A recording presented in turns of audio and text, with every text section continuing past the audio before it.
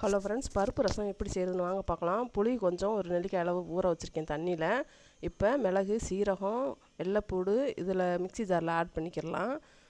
எல்லாமே ஒவ்வொரு ஸ்பூன் போட்டிருக்கேன் நான். தக்காளி ஒரு 2 தக்காளி, ஒரு தக்காளி புளி கூட கரைச்சி விடுறது, ஒன்று அரைச்சி ஊற்றலாம். ஒரு 2 ஸ்பூன் பாசிப்பருப்பை வேக வச்சு அதை மசிச்சு வச்சுருக்கேன். அது கூட பருப்பு ரசம் வச்சோம்னா செம்மையாக இருக்கும் இந்த டேஸ்ட்டு. இப்போ ஒரு தாளிப்பை கொடுத்துடலாம். கடுகு போட்டுட்டு காஞ்ச மிளகா போட்டிருக்கேன் நான். ஒரு 2 மிளகா போட்டிருக்கேன். உங்களுக்கு தேவையான அளவு போட்டுக்கோங்க. இது கூட இந்த அரைச்சி வச்சதை போட்டு நல்லா பிசைஞ்சு விட்டுட்டு மஞ்சத்தூள், பெருங்காயத்தூள் ஆட் பண்ணிக்கலாம். இது இந்த ரசம் வச்சு சாப்பிட்டுட்டோம்னா செம்ம டேஸ்ட்டாக இருக்கும். நம்மளுக்கு குழம்பே தேவையில்லை, வேறு லெவலில் இருக்கும் ரசம் டேஸ்ட்டு. ஒரு வாட்டி இதே மாதிரி நீங்கள் செஞ்சு சாப்பிடுங்க. எப்படி இருந்துச்சுன்ட்டு கமெண்ட்டில் சொல்லுங்கள். ஒரு 2 நிமிஷத்தில் இந்த ரசம் ரெடி பண்ணிடலாம். பாருங்கள், கலர்ஃபுல்லாக இருக்குது பாருங்கள். பிடிச்சிருந்தா லைக் பண்ணுங்கள்.